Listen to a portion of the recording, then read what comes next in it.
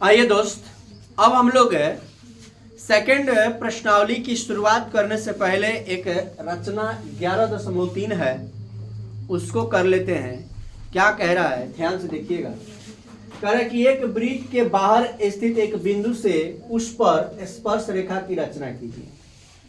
ठीक है, एक वृत्त खींचना है, उसके बाहर कहीं पे भी एक बिंदु लेना है और वहां से वृत्त पर स्पर्श रेखा की रचना करना है। तो आइए देखते हैं। सबसे पहले हमने क्या किया, ध्यान से देखिएगा।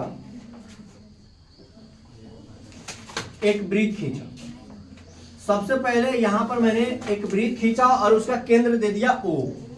ठीक है, अब यहां पर वृत्त से बाहर मैंने एक बिंदु ले लिया। वृत्त से बाहर मैंने क्या ले लिया, एक बिंदु ले लिया। दिखाई दे रहा है आप लोग?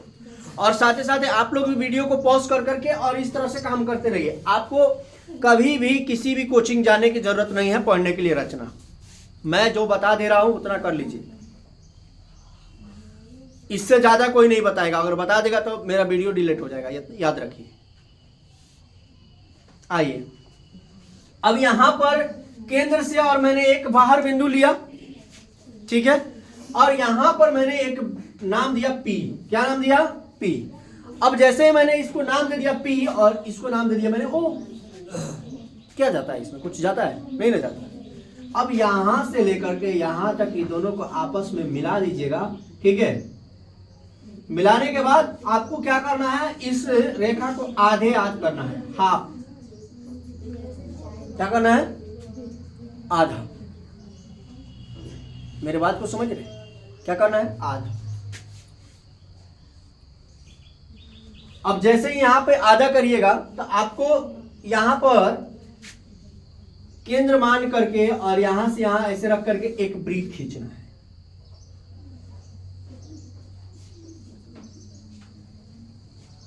क्या करना है? एक वृत्त खींचना है और मैंने वो वृत्त खींच दिया है। दिखाई दे रहा है आप लोग? मैं हाथ से खींच रहा हूं, आपको क्या करना है? प्रकाल स्केल से खींचना है, पेंसिल से खींचना है। तो उससे क्या होगा कि आपका जो वृत्त होगा वो बेस्ट और बेस्ट होगा। ठीक है, अब आपको क्या करना है, इसको मिला देना है। इसको क्या करना है? इसको मिला देना है।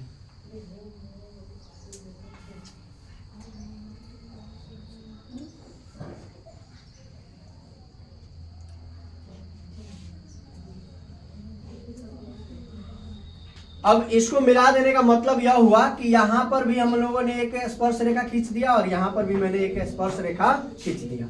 अब देखिए, यहां पर ये Q दे देंगे, यहां पे ये R दे देंगे। ठीक है, और याद रहे कि ये जो स्पर्श रेखा की लंबाई होती है वो बराबर होती है। याद रखिए, किसी बाह्य बिंदु से वृत्त पर खींची गई स्पर्श रेखा की लंबाई बराबर होती है। कभी कभी समान भी लिखता है, ठीक है ना, याद रखिए। तो बराबर या समान दोनों बात एक ही है। ठीक है, अब एक और काम इसमें करना है। वो क्या करना है अभी मैं आपको बता रहा हूं। एक काम और करना है और मेन काम यही है। ठीक है, अब क्या है, अब समझिए। जैसे इसको आपने केंद्र माना, एक बार यहां से तो वृत्त खींचे थे, एक बार इसको केंद्र मान, माने आधा आधा करके केंद्र मान करके इस वृत्त को खींचे हैं। हाँ या ना? खींचे है ना? तो अब आपको क्या करना है, अपने प्रकाल को लेना है, वो वाला लीजिए। ठीक है, अब यहां पर देखिए, ये जो आपका ये प्रकाल है, स्केल लीजिएगा, पहले प्रकाल ले लीजिएगा और प्रकाल से इतना का ले लीजिएगा, कितना का भी ले लीजिएगा, माने ज्यादा बड़ा नहीं होना चाहिए, ज्यादा छोटा भी नहीं होना चाहिए। एक मतलब मीडियम साइज में लीजिएगा, बस इतना का ले लीजिएगा। देखिए ध्यान से, और यहां पर रख करके एक बार ऐसे, फिर ऐसे, फिर ऐसे, 3 बार ऊपर नचाना है, 3 बार नीचे नचाना है। अब 3 बार ऊपर नचाने का मतलब क्या हुआ, ऐसे, ऐसे और ऐसे। फिर 3 बार नीचे नचाने का मतलब क्या हुआ, एक तो यहाँ से शुरू हुआ, ये 3 बार हो गया, एक बार ऐसे रचा, 3 बार हो गया। अब यहाँ से रख करके एक बार इधर काटिएगा, फिर यहाँ से रख करके एक बार इधर काटिएगा, ठीक है, मतलब ये 60-60 का कट रहा है, ठीक है। अब जैसे यहाँ से रख करके काटिएगा ऊपर, ठीक है,